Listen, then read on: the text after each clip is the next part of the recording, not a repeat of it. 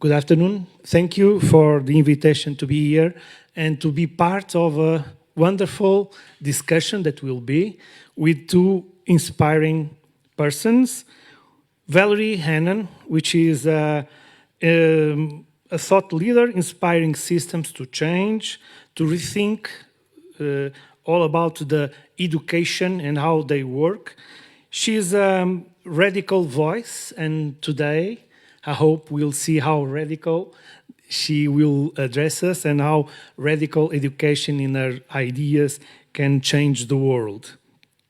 She's an advisor for the OCDE, and she also was an advisor for the UK Department of Education and a lot of other roles in education, about changing education, thinking about education. We have an advisor. And on my left side, someone that in Portugal we all know the Secretary of Education, Mr. João Costa, which we are discussing just now, is the longest Secretary of Education in Portugal for all time. So it's a very big responsibility because he had the time or has the time to see all the changes that were implemented in education in Portugal. So today we are going to speak about reinventing schools. In reinventing schools for the current challenges, what can we do now for the school of the present, but mainly for the school of the future?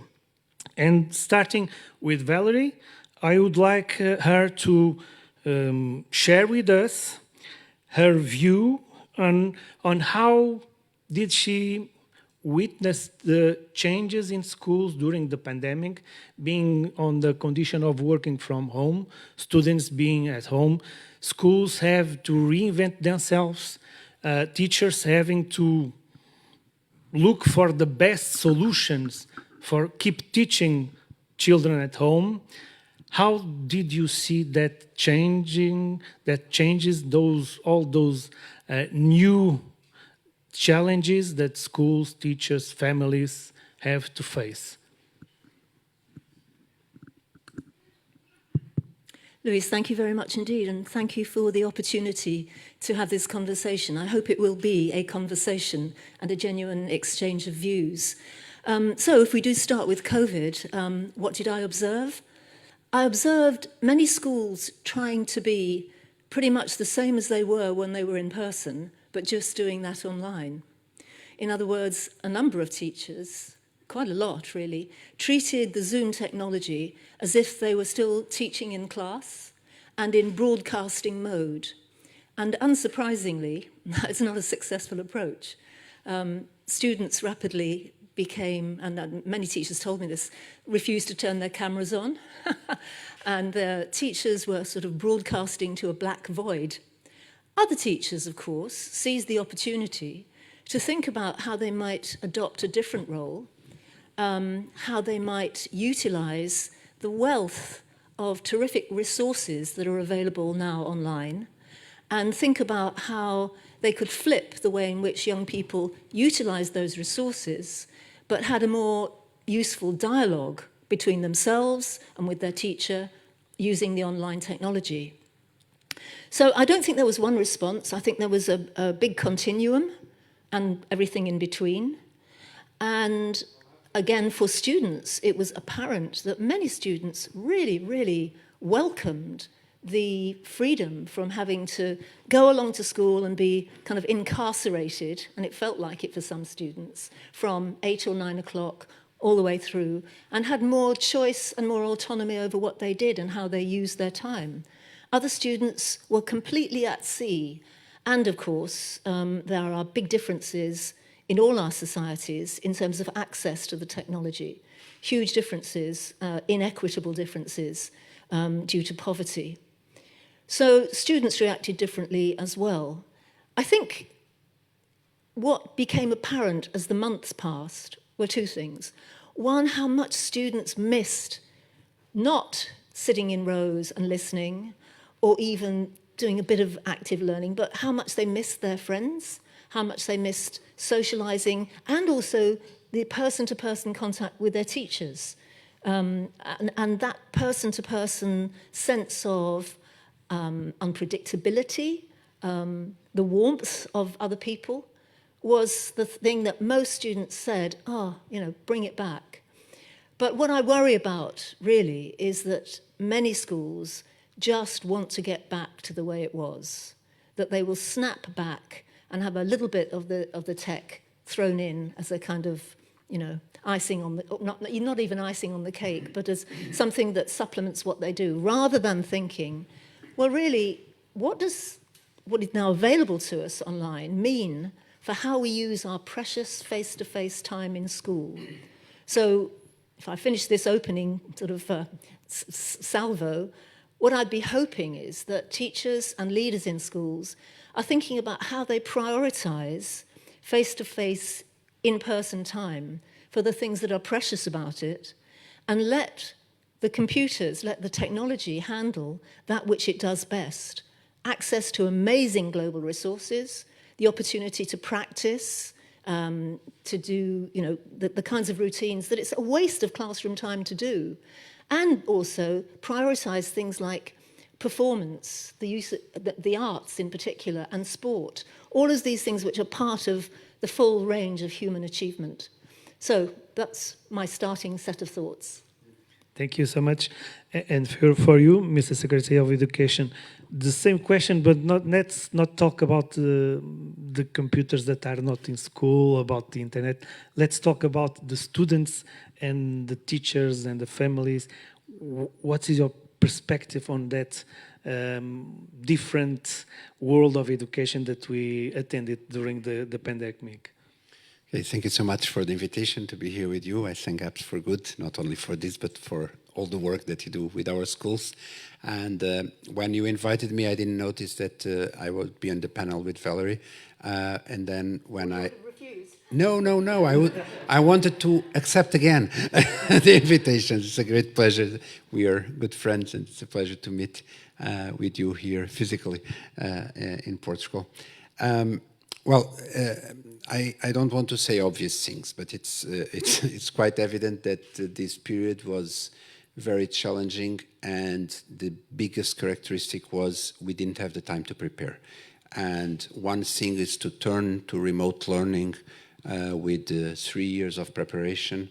I remember that the school via TV that we had in the 60s and 70s and 80s in Portugal took 3 years to prepare in the 60s, and we had 1 week to prepare the broadcasting in TV of school contents, and the same happened in the schools. In 1 week, from 1 week to the other, there had to be adaptation without resources, as you didn't want me to mention, but lack of resources, lack of knowledge on how to navigate with these resources.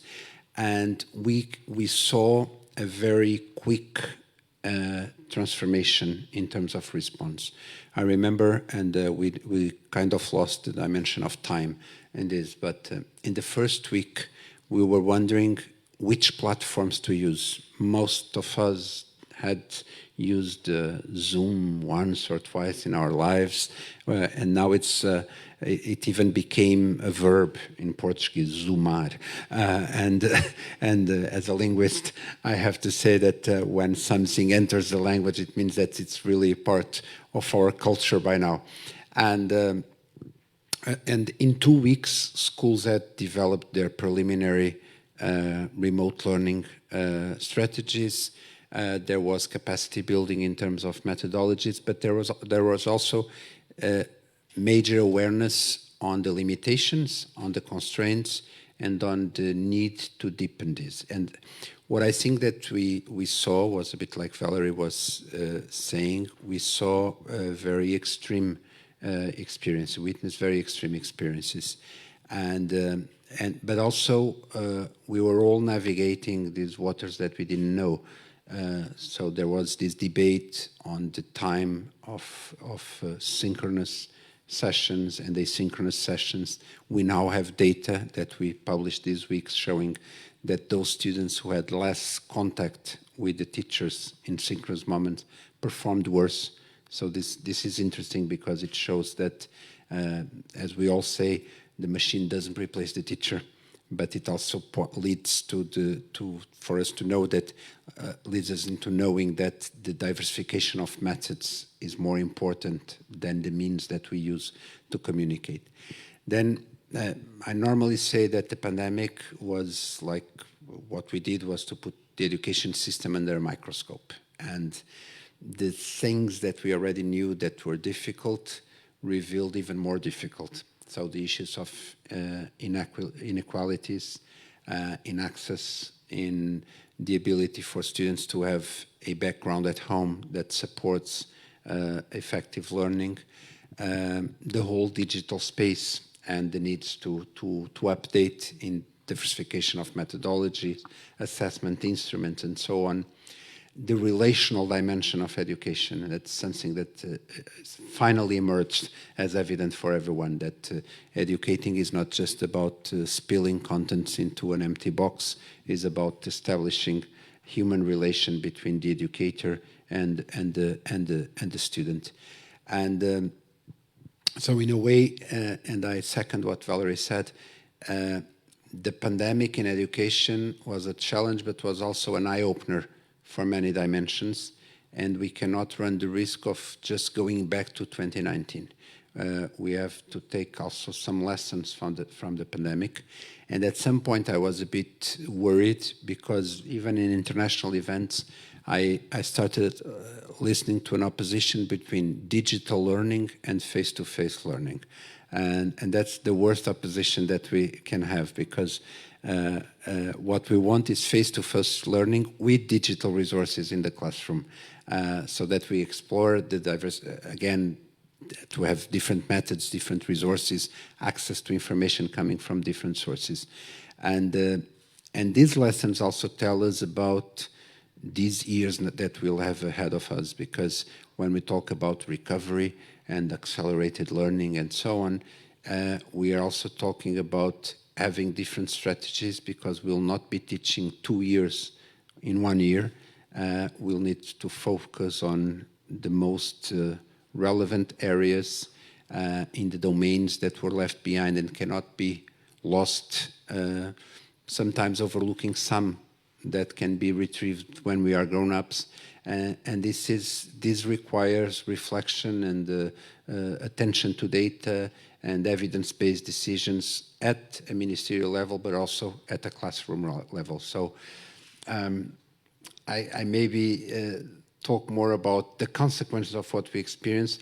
What we really experienced was an incredible capacity to respond from everyone, students, teachers, parents, and at some point I felt that we were being very demanding on everyone, because we wanted, in an extremely different situation, the whole system to respond as if it was already perfect before the pandemic. And we learned a lot. We really learned a lot. Luis, can I respond to that course, as well, if this is a conversation? It's so interesting that you use the metaphor of a microscope, because in writing about this, I felt exactly the same, but used the metaphor of an X-ray machine. And an X-ray machine, because it seemed that the pandemic kind of revealed all the cracks and the fissures that were there in the system, and we kind of knew that they were there, but actually chose to just get on with things and ignore them. And as you say, particularly the inequity, the huge differences in access to resources that is the comparison between students in different families. A couple of other things, that the cracks and the fissures that I think that the X-ray machine revealed, in addition to the ones you all listed. I think one was how important a school is as a community centre to people, and the loss people felt of that. And I mean, that was made even stronger because so many of those, I mean, where they existed, disappeared. You know, people weren't congregating in high streets or squares together. There was no sense of a public coming together. And the school was so much a part of that. And I want to come back to that if we talk about redesigning schools in the future, if I may. That's one thing. Another thing I think it revealed, I should talk about England. I can't, obviously I've been out of Portugal now for a long time and we haven't been in touch, so I don't know the situation. But in England, many parents, you know, were quite shocked at the kind of tasks that their students were being asked to do. They found out it was really boring. I mean, they did for the first time. They think, really? This is what you do all day? You know? And I think that was interesting because it's changed their mindset to a certain extent about what is acceptable and what we want. I think that another issue is, of course, we know, or we knew, that what is called the custodial function of schools, keeping students safe and somewhere while their parents get on with their lives, is really very, very important. But we don't want our schools to fulfill that function at the expense of the quality of life for students. And I do think now that just as with working lives, who here would want to go back to commuting 5 days a week and be in the office and just be present for the sake of it, when we now know that hybrid working can be extremely effective and far more productive. And I do think that some interesting schools, I know some interesting schools around the world now are thinking about how do we make sure that we can fulfill the custodial function, but at the same time use our technology to loosen up how we use time much more effectively, much more productively, much more enjoyably for everybody. And just to finish, having had a second chance of this, if I sound as though I'm critical of teachers, that's the last thing I want to do, because, as the saying goes, some of my best friends are teachers. And I saw how exhausting this period has been, how hard they worked, really, really hard. And to your point, João, how quickly people pivoted and adopted and adapted new things, as you say, in the course of a week almost. So someone said to me, it's almost as if there was 3 years innovation compressed into 6 months, and what a strain that was. So I salute teachers for what they've done. What I hope that they don't feel now is a sense of exhaustion and just want to get back to the way things were, because it's not been good enough for us. You are talking about going back to how things were and going back to I usually say to the photocopy world, being in the digital world for all these months or almost 2 years. But of course, we saw all the fragilities that schools had, families had, teachers had, but can we make those fragilities opportunities to change and going to innovate schools and at a quicker pace, because they have to change in so little time. In a weekend, teachers were asked to start teaching online just in 2 or 3 days. And most or a lot of them did it. But how can we now take some advantage, if I can say, how can we use that experience to promote innovation in schools? What are the bases we need, and what about this experience? Can we go faster now? Are teachers and schools prepared for the change in the faster pace? Is it possible? Well, let me tell you, I never like to talk about the pandemic as an opportunity or anything good, but what I think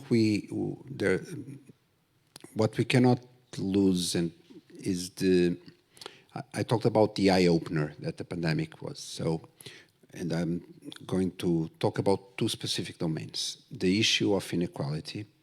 We all knew that it's one of the biggest problems of the education systems, how to make sure that through education you have social mobility. But it appeared to me that some, opinion makers and people who write regularly to newspapers only found out that there were inequalities in education through the pandemic. So good, let's not lose that momentum and focus the strategies and the needs for adaptation in education to respond to that kind of fragility that already existed. It was augmented during the pandemic and it was made more visible to everyone. But they will not disappear with the vaccine. They are still around. Another example, social and emotional skills. We've been talking about this, the role of social emotional skills in education for a long time. But all of a sudden, because of the lockdown, because of the pandemic, it became obvious to everyone that besides learning losses, there's this weight, this burden on mental health that the closure of schools created. As Valerie was saying, because there's a community in which you develop lots of things, but also because there's this non-curricular part of learning that you learn outside when you are together, when you work in projects, and not just when you read something that you get on a PowerPoint and then you repeat on a specific day. And when you let me take the example of our recovery plan, when we focus on some of the strategies that we have there. So, for instance, managing the curriculum with greater flexibility to change the way classes are constituted as responses to the effects of the pandemic. These are not news. And your school, when you were school principal, was a very good example of innovation in education. But it was this small set of bizarre schools with bizarre school principals that did different things. And now we have this awareness that we need to innovate.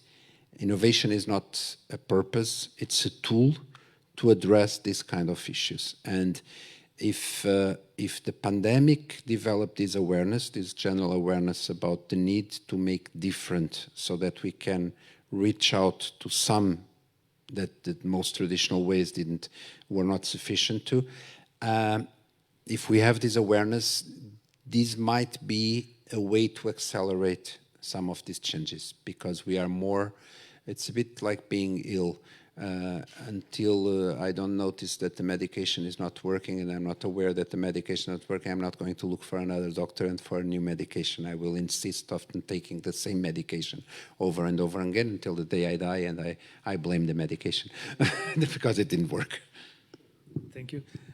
The same question, the innovation now, how can it go on a faster pace? Is it possible now? Well, like João, I'm very reluctant to talk about COVID as an opportunity. It has been an unalloyed tragedy, and so many lives have been touched by it, so many lives lost by it. So, I'm not going to use that language. But a wake-up call, yes, perhaps. The trouble with humanity is that we get wake-up calls and we go back to sleep. And I think that we are at a particular point, perhaps it's my age, I don't know.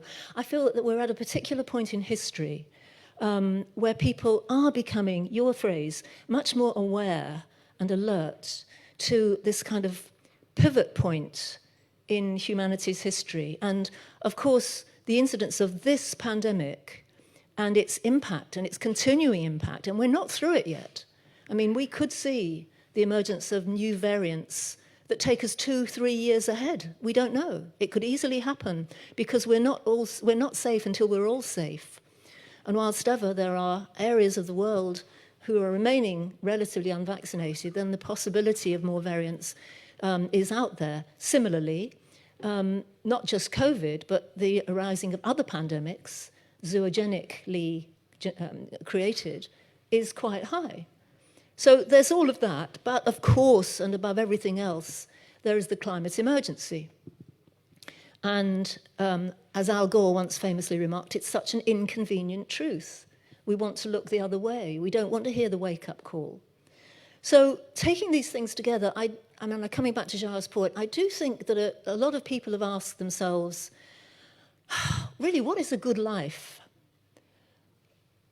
If you don't ask it, it's time you did, because it's the major question of our existence, really. What is it to lead a good life? What do you want from your life? What do you want for your children's lives? And when you ask that question in today's conditions, I think you do start to think about a wider range of possibilities and opportunities, which is why it is a disgrace that some commentators talk about learning loss and catching up, as though there's a set of standards in the sky written by God that all these young students have got to aim towards, which is a nonsense. You know, they have suffered so much during this period. What they need now is being able to grow back into their lives and into their selves. Social emotional skills, yes, but a sense of stronger community, a stronger sense of, I guess, security and purpose. I would talk about purpose because I'm obsessed with the notion of purpose. We can come back to that if you wish. But asking the question, what is it to lead a good life, and therefore, what kind of experiences do we want our young people to be having in schools to work towards that good life, absolutely puts social and emotional concepts very high up there, as well as the cognitive, the skill acquisition, many other features. But I think it's leading to, hopefully, a more balanced view of the purpose of schools. And I just want to add, really, to your question, perhaps you feel I haven't answered it, and I really do want to answer it. João's point about there is these islands of schools doing really interesting things, and yet others feel it's impossible. This comes down to, what is your theory of how change happens? How do we bring about faster change? Well, I do think that sometimes they're called beautiful exceptions. The schools around the world who are part of systems with all their regulations and all their, their safeguards, because often they are about safeguarding, still providing really exciting experiences for young people which motivate them, which release their sense of agency, which connect with relevance in the real world, and which connect with community problems, the way in which Apps for Good is trying to do. And I believe that part of what we need to do is shine the spotlight on those schools and say, what is it about you? What can you share with others that makes this a possibility? You know, you're not from Mars, you're not on La La Land, you're living with the rest of us. So what is it about these schools? I could name you, I've just finished a book in which we've studied about 100 of these schools worldwide. We're calling them future schools, who have set out to answer the question, or to pose the question, what is a good life? What is it that you want your children to be able to do to thrive? What does that look like in curricular terms, in terms of how we use time, how we use the technology, how we relate to each other? And let us learn from what some of these exceptional schools are doing. I think that's one part of it. And the other part, and I will finish here, is the kind of things that people like João say publicly to the newspapers, to TV. If the language, the conversation, the discourse is all about the proportion that we're getting into university, or the proportion who are getting these levels of qualifications, then that becomes the mindset of what it is we're trying to do. And I know that you think it's much more than that. And I think that the people I'm working with, are trying to encourage a situation where leaders, whether they're political leaders, whether they're professional leaders, start to use a different kind of language and begin a different kind of conversation about what it is that we're trying to do. Because when we get that conversation, we will, I think, create the conditions in which more schools can change more quickly. Thank you so much. That's very interesting about the message, the key message, and how can we speak in a clear way to schools and to teachers, because whatever happens, it's a teacher in the classroom that can change. The advisor can advise, the government can make laws and other orientations, but it's the teacher inside the school that can change. And that's very important. How can we say a teacher, or how can we help a teacher to promote the innovation, the change, whatever the school needs? How can an advisor, a Secretary of Education, can motivate him? What would you say without a law to him or to her? Well, your point is right. I mean, the law without the practitioners means nothing. And I think that's something that we've been trying to do. I also teach my real life. I'm a teacher. I'm around the corner at my faculty, around the corner. And I know that first I have to be, I will not buy that someone comes with a law and say, now change. Why? I believe my classes are effective and then my students are happy. So first, I think we need to debate whether there are fragilities and problems, and we need evidence, and we need to have debates that are based on evidence. We have to know, for instance, when we're talking about the effectiveness of teaching, how many students are actually learning and those that are not able to learn, and what are the underlying causes, what is external factor, what is internal factor, and to have this reflection in healthy environments. Otherwise, we start blaming each other, and we say the teachers are to blame, the government is to blame, the academics are to blame. So we need to have this relaxed kind of environments and healthy to be able to single out specific problems. Then I think we should not fear, and we should not, and sometimes politicians are afraid of saying what I'm going to say because it's not well taken in the public opinion, but education is an experimental field. I'm always very skeptical about people who come full of certainties about education. So we have to try, and sometimes it doesn't work, and we try a different paths, and we keep trying. That's what education is about. So it's a trial and error, even at the level of policy making, and the same in the classroom. And then the thing I was going to say that we're actually doing, and we believe that it's one of the most important aspects, is we have to trust teachers in their ability to create, to have agency in curriculum design, and rather than having people from firms, universities, and so on talking to teachers, we have to promote teachers talking to teachers, and your school, former school, was an example of this. In a way, we used you to spread some different ways of organizing the school and addressing the curriculum, because as Valerie was saying, you didn't come from Mars, from the north, right? But not from Mars, and when teachers talk to teachers, it's real people with real students in equally difficult contexts, and it's not anything that is imposed on anyone. So the freedom to create, I think it's a very important dimension. So data, evidence, awareness, healthy debate, and practice sharing. I think these are key aspects for change to happen. And also not, that's something that's very important. Sometimes we talk about innovation and we kind of make it the divine goal. Some very classical methods can be very, very effective. If a lecture is good, a good lecture can be much more effective than 20 projects that are not well conducted. So the diversification and the balance is really important, because we all have different learning styles as well. So we need to diversify, because classes are not homogeneous and the students are different. So some are, and with the pandemic, we saw this.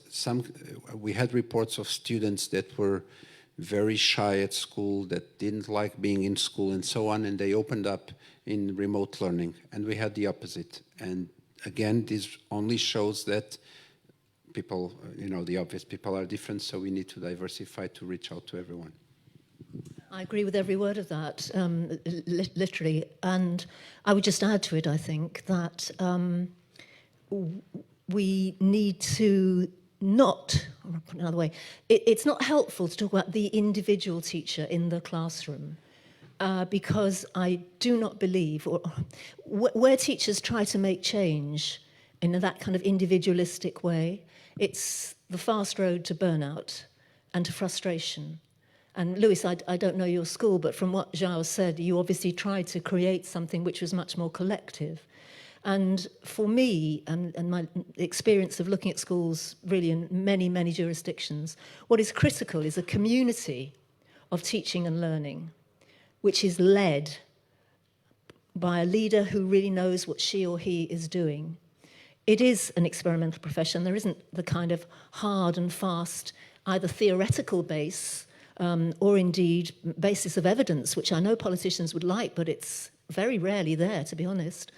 And increasingly, we're seeing the rise of what's called the professional learning community, the PLC, a professional learning community in which a school sets out, and sometimes this is done through inquiry methods, it could be done through prototyping method to say, okay, where are we strong? What are we trying to do with this community, with this group of students? Where are we strong, where are we weak? Where we're weak, what is there out there that really gives us some resources to reflect upon different models, but do it as a collective and share that practice and go forward together. To do it as a single innovating teacher, I've seen it so many times, teachers just get discouraged and lose heart. But for me, and this is an issue for me in terms of the Portuguese system, it's the leadership of schools which is very, very important here. And I think that we have paid insufficient attention, really, to creating a profession of leaders who really can offer genuinely inspirational and practically based leadership to their learning communities. That's when I see the greatest progress made, it's because there's a terrific leader doing that kind of work. Thank you. That's my next question. How can we inspire leaders? And we all say that leaders in schools are very important, being principal or head of department or whoever has a role of leading in school. How can we motivate them, and how can really a leader be a leader in school? What are the main characteristics you see? You just we're talking about being a career, for example, having a career for school principal, but the other leaders, because schools have not only one leader, of course, and we all know it. And is that the reason why things can sometimes take more time to change? Or how do you see the leading role in schools? How can we address them? How can we motivate them? What should we change from your perspective, please? I hope we don't need to motivate them, because I think that people coming into these roles are intrinsically motivated by wanting their students to thrive and do well. It is, after all, a vocation and not just a job. I still believe that. It might seem a rather outdated way of thinking about it, but I believe that to be the case, that most people who go into teaching do it because they are passionately committed to young people's achievement and they care about young people, and that is the motivation. So when we talk about terms and conditions, I mean, obviously, you need to have, a decent professional standard of living and remuneration and so forth, and terms and conditions. But the real issue, for example, in the UK, people are leaving the profession not because the salary isn't high enough or the holidays aren't long enough. It's because they are now finding that they have a bureaucracy laid upon them in terms of record keeping. We haven't talked about assessment, and I hope we do at one stage, forms of assessment that says, and that this is often what you hear, this is not what I came into the profession to do. It's a very familiar phrase. This is not what I came into the profession to do. And what they mean by that is, I really wanted to care about and relate to young people and focus on them, and I'm not being permitted to do it. So turning to leadership, yes, it's leadership, not just a leader. I'm not talking hierarchically here. It is a group of people who assume different kinds of leadership. But I confess myself to be both ignorant and a little puzzled by the context in Portugal, because the systems with which I'm most familiar do indeed prepare, not just with an academic master's, but prepare with real professional developmental programs, people for leadership roles.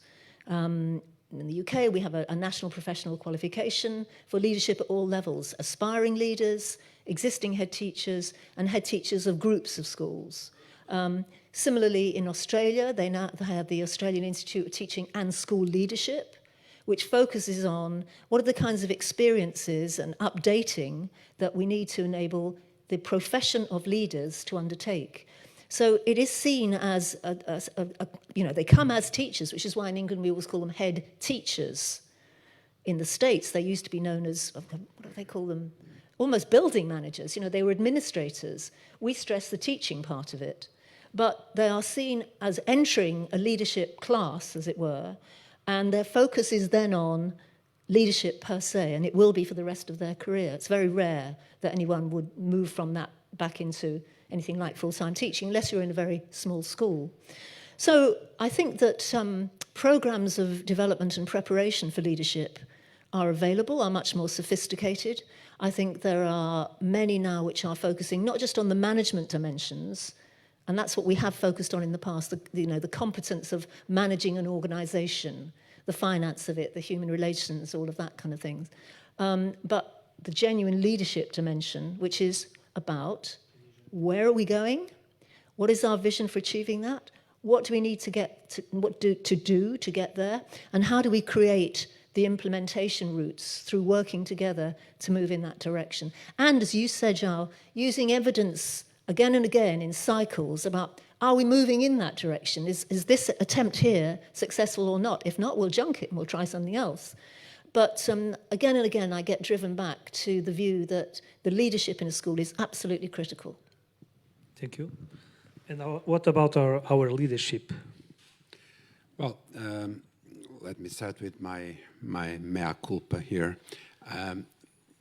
Bureaucracy is a problem in schools because it comes in several layers. There's, and especially for leaders, it comes from all the administrative part, and it's a lot, all kinds of things that have to be reported. And then there's also some self-induced bureaucracy, which is the paperwork that grows inside the schools themselves. And I've been trying to address this with focus groups, with schools, and it's a difficult topic. And it's a difficult topic because sometimes you may lose accountability or report on, for instance, tracking the students, but sometimes it's too much. And I don't think we made the sufficient reflection on how to eliminate bureaucracy from the lives of teachers and principals for them to be able to focus on the core mission and on their vocation. And I also think that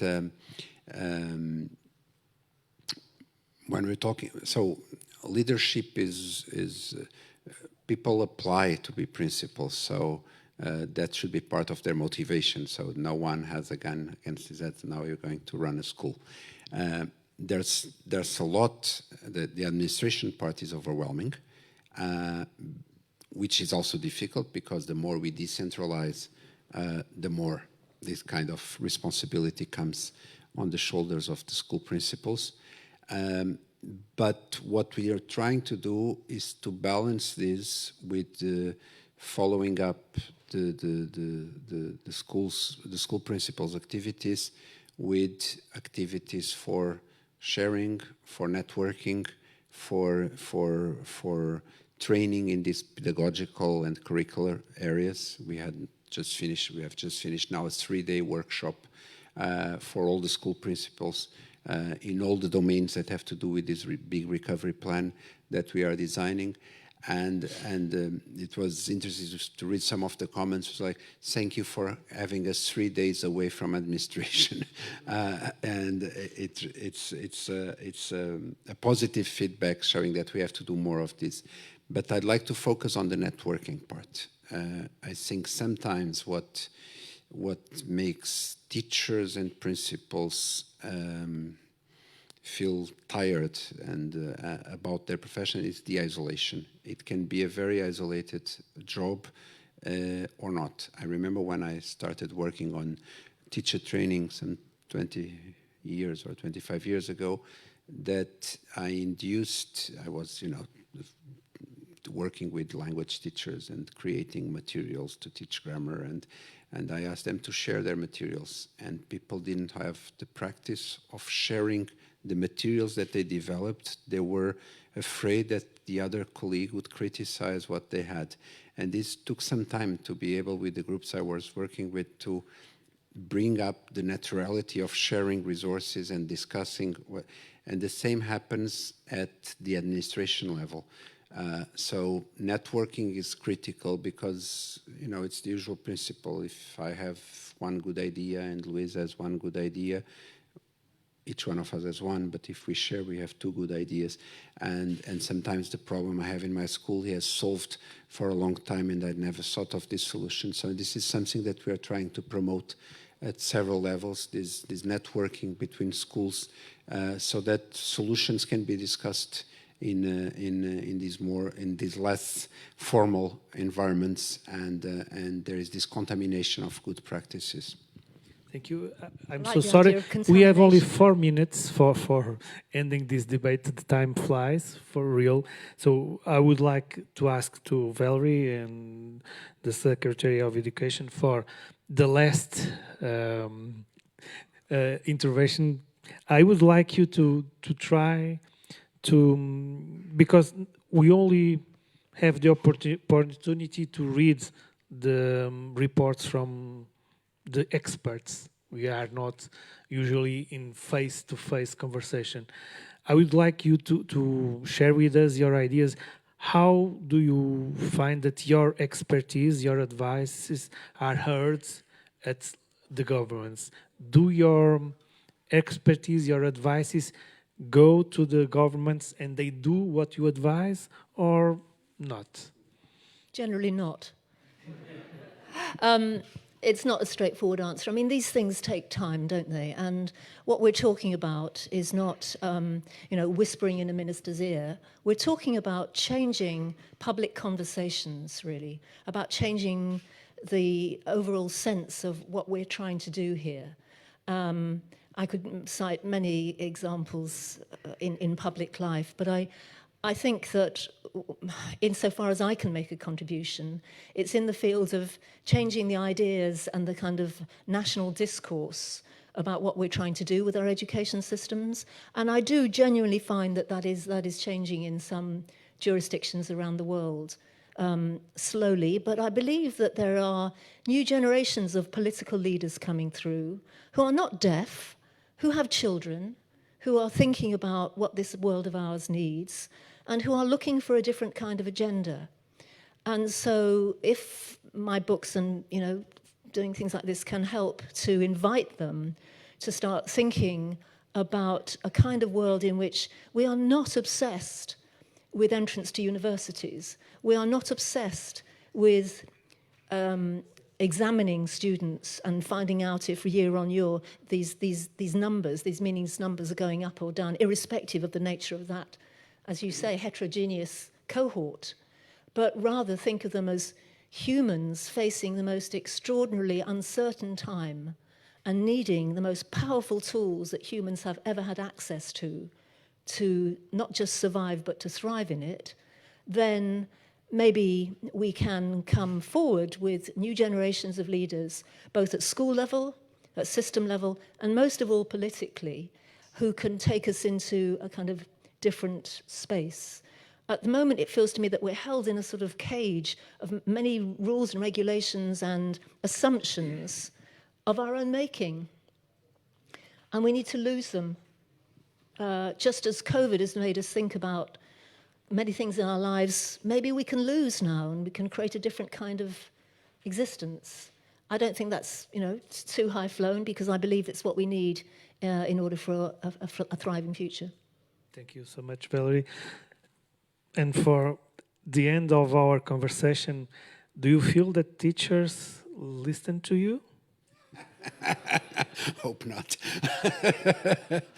No, I think we have a good relationship with schools in general, but for me the most important thing is not that teachers listen to me, that I listen to teachers, and I try to do that, as you know.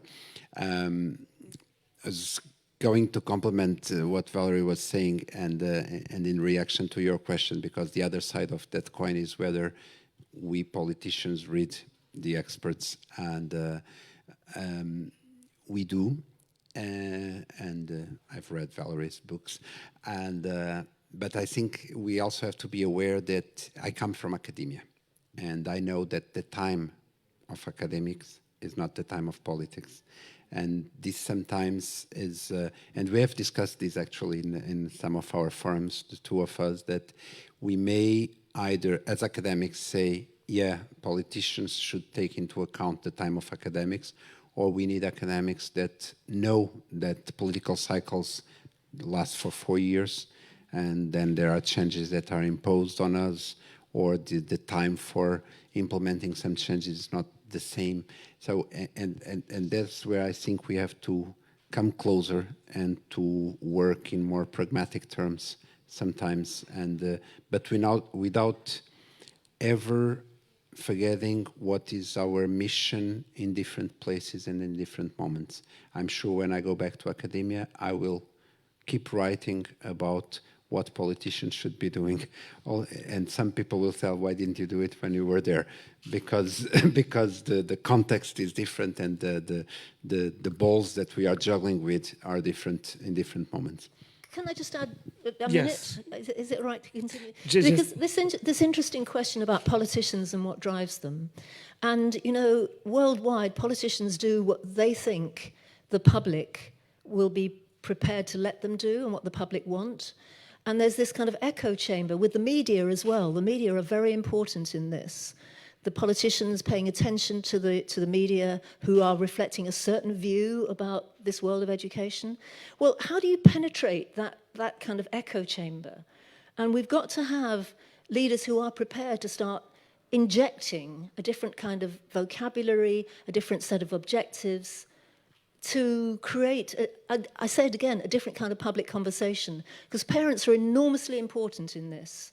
We must never forget how passionately parents feel about wanting to do the very best for their kids. The question is, what now, in the conditions that we face, is the best? And we need to give them a different vision of that, I think. Thank you so much. The best way to end. Thank you all for attending this conversation, and thank you both for those amazing and inspiring ideas that we have been sharing. Thank you. Obrigado a todos e obrigado em particular aos convidados que aqui hoje estiveram. Muito obrigado e boa tarde.